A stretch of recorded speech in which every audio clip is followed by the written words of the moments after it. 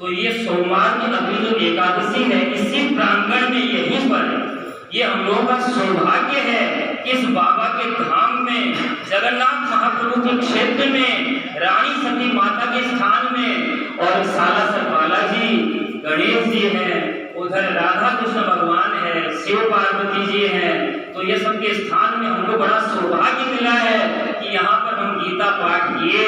ये आपका और हमारा बहुत ही बड़ा सौभाग्य है। अब आप कृपया सोचना सुन लीजिए, आप लोग गीता जी की आरती कृपया बैठे बैठे ही करेंगे, कोई भी व्यक्ति खड़ा नहीं होंगे, मैं भी खड़ा नहीं होऊंगा। शांति बनाए रखे। मनुष्य जन्म ये भगवान की कृपा से मिला है हमको। 84 लाख योनियों को भोगने के बाद ये मनुष्य शरीर हमको भगवान की बड़ी विशेषता से मिला है। इसको शुरुआत को जानने की जरूरत नहीं है। क्यों शुरुआत को जानने की जरूरत नहीं है? साधक संजीवनी में स्वामी रामसुंदर जी महाराज लिख दिए हैं कि शुरुआत मनुष्य जन्म से है, इसको जानने की आपको आवश्यकता नहीं है। लेकिन अंतिम जन्म हमारा मनुष्य जन्म है, इसको जानने की अत्यंत आवश्यकता है। ये हमारा अंतिम जन्म है। और भगवान का ये जो हमारा शरीर है ये जड़ है, मन बुद्धि जड़े है, इंद्रियां जड़े है, और जो हमारा प्राण है ये जड़ है। प्राणों को भूख प्यास लगती है, फिर भी प्राण जड़ है, ये चेतन नहीं है।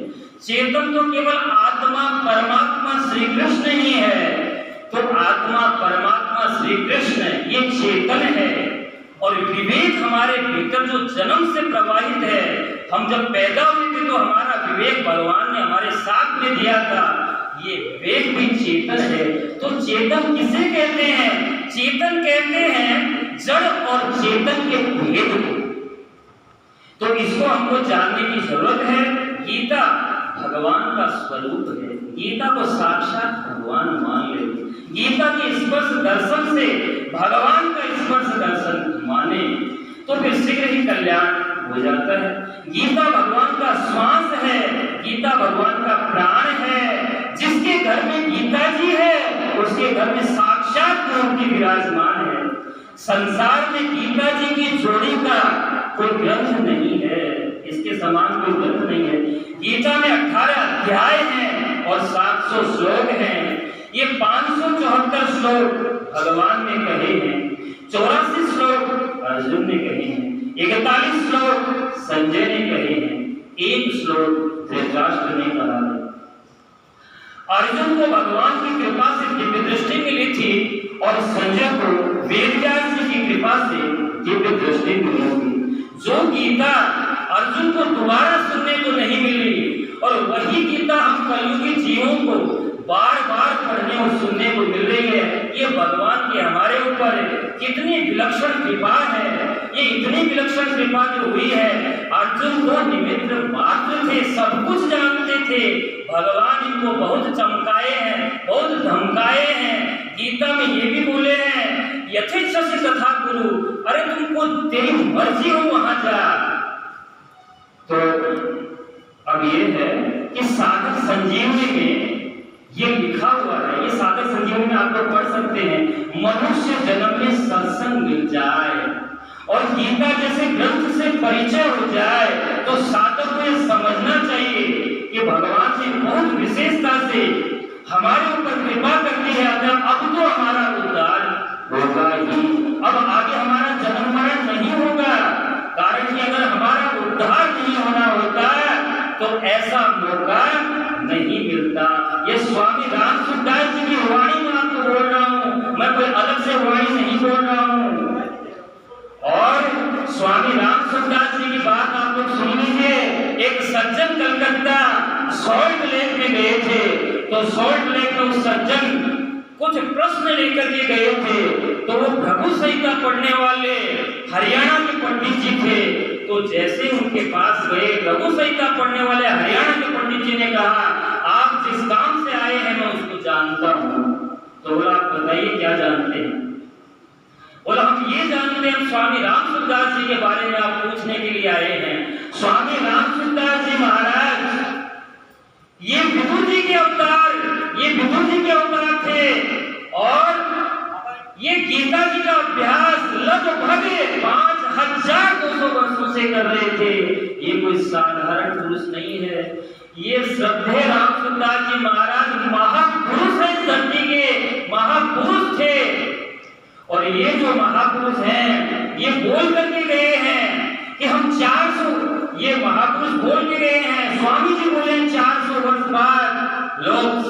लोग साधक संजीवनी को ढूंढेंगे, जैसे गीता जैसे रामायण पढ़ते हैं वैसे साधक संजीवनी को पढ़ेंगे।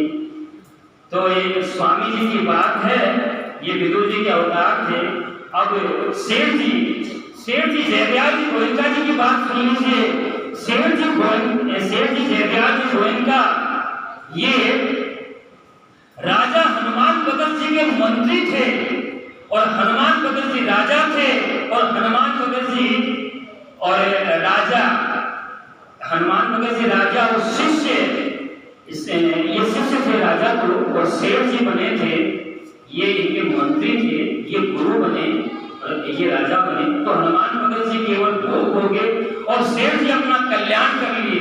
तो सेठ जी जयदयाल जी गोयनका को धरती के ऊपर में क्यों आना पड़ा? इस शिष्य के कारण से आना पड़ा। सेठ जी जयदयाल जी गोयनका ऊपर के लोगों में 2000 वर्ष तक घूमते रहे, ये नीचे के इस मृत्यु लोक में नहीं आए।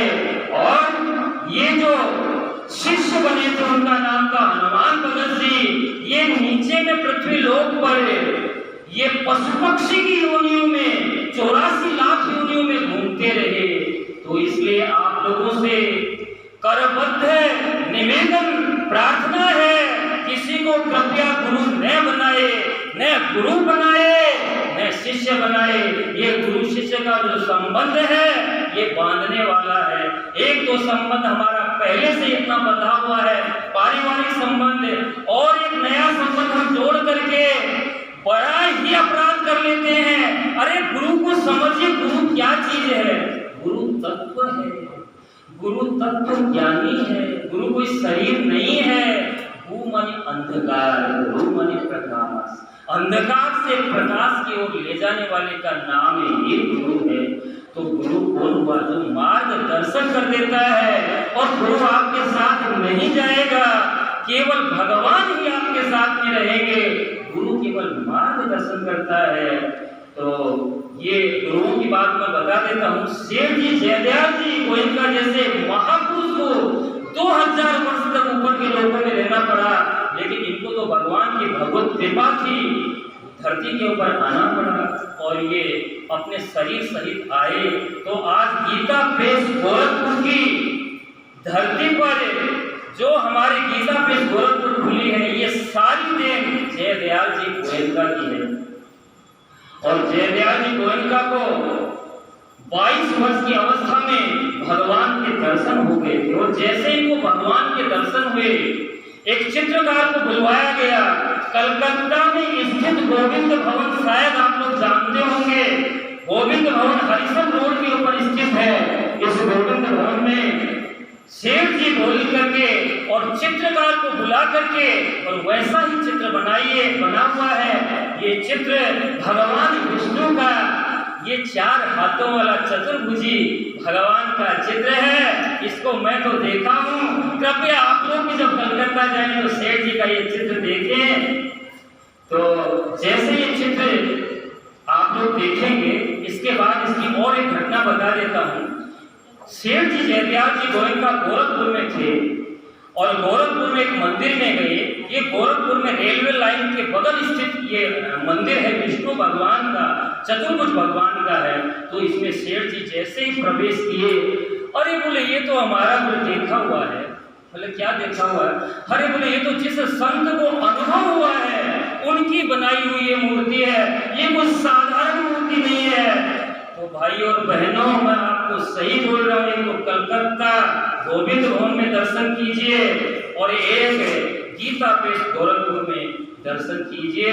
वो रेलवे लाइन के बगल में है, मैं तो देखा नहीं हूँ, फिर भी आप लोग दर्शन कर सकते हैं। और गोविंद भवन कोलकाता में सेठ जी जयदयाल जी गोयनका का सत्संग किया हुआ है। उनका जो सत्संग किया हुआ है 82 सालों से है, 82 सालों से अनवरत चल रहा है।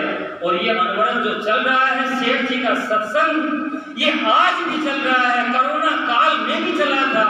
तो कोरोना काल में ये केशवराम जी अग्रवाल इसको अपने घर से इस सत्संग को चला रहे थे। मेरा बहुत बड़ा सौभाग्य था, कलकत्ता से कोई मेरे को फोन किया, आप इस सत्संग में जूम के ऊपर में जुड़ जाइए। ये मेरा बड़ा सौभाग्य रहा कि मैं जूम के ऊपर जुड़ करके और ये इनका सत्संग सुनते रहता था। ये कोई मामूली सत्संग नहीं था। एक व्यक्ति ये बात बोला कि केशवराम जी, ये सत्संग तो गोविंद भवन से नहीं हो रहा है, ये सत्संग तो कोरोना काल में घरों घरों से हो रहा है। तो केशवराम जी बड़े ही पूर्ण भाव में आकर के बोले कि नहीं नहीं, ये तो सेठ जी जयदयाल जी की हमारे ऊपर विशेष कृपा है, ये उनके द्वारा सत्संग किया हुआ है और वही सत्संग मैं आज भी कर रहा हूँ। केशवराम जी अग्रवाल लगभग 93 वर्ष के हो चुके हैं, कलकत्ता में अभी भी विराजमान है। इनका किया हुआ सत्संग आज भी मौजूद है। गोविंद भवन कलकत्ता में अभी कुछ दिन पहले गए थे तो सबको बोले, अरे साधक संजीवनी निकालो, ये साधक संजीवनी पढ़ेंगे, स्वामी रामसुंदर जी की लिखी हुई है। तो ऐसे हमारे केशवराम जी आज जो हम लोगों को इतनी शिक्षा दे रहे हैं, ऐसा देने वाला कोई महापुरुष मिलेगा नहीं।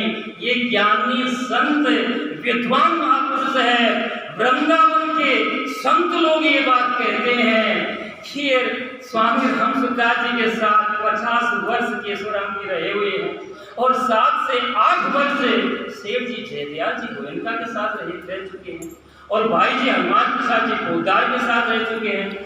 तो ऐसे विलक्षण संत को गीता जी की बहुत जानकारी है। ऐसे वृंदावन के संत लोग इनकी बड़ाई करते हैं।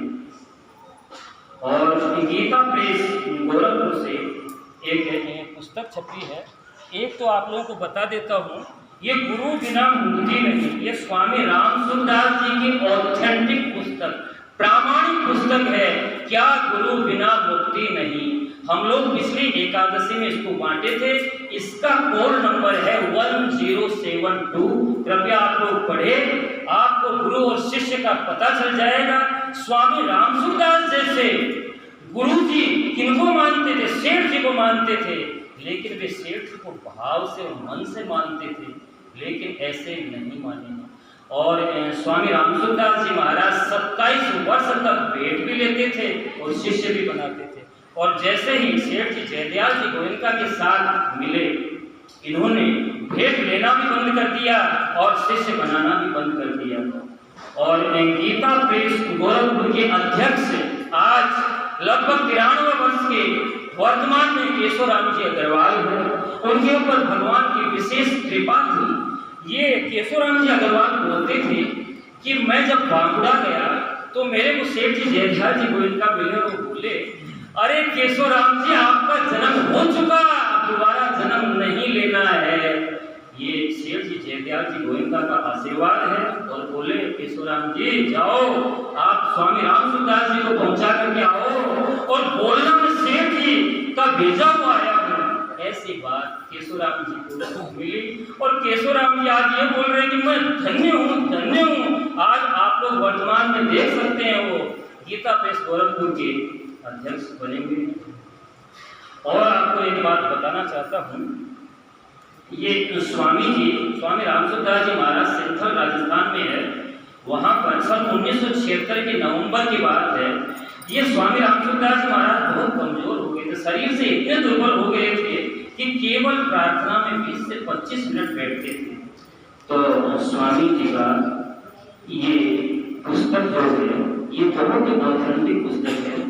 ये गीता प्रेस गोरखपुर से प्रकाशित की हुई है। तो स्वामी जी ने कहा कि इस पुस्तक को मैं बोलते जाता हूँ और कोई लिखने वाला हो और ये पुस्तक कोई पढ़ लेगा, कोई मनन कर लेगा, तो उसका दोबारा जन्म नहीं होगा। ये स्वामी रामसुंदर जी महाराज के वचन सिंथल के हैं और किशन जी महाराज सामने मौजूद थे। और स्वामी रामसुंदर जी महाराज केशवराम जी को बोले, और इस पुस्तक में जो जो भी लिखा हुआ है स्वामी रामसुंदर जी महाराज बोलते रहे और केशवराम जी लिखते गए। और ये पुस्तक केशवराम जी अग्रवाल गीता प्रेस गोरखपुर को दिए और वहां से प्रकाशित होकर के निकले। और स्वामी जी केशवराम जी तो कलकत्ता के हैं और एक थे राधे श्याम जी खेमका, ये थे बनारस के। इनके सामने से कहे ये पुस्तक जो पढ़ लेगा उसका कल्याण निश्चित है। तो इस पुस्तक का नाम है कल्याणकारी प्रवचन। ये कोड नंबर है 436, कोड नंबर है 436। ये पुस्तकें आप अभी बांट सकते हैं। कृपया आप लोग शांति बनाए रखेंगे, एक व्यक्ति केवल बांटेंगे, बाकी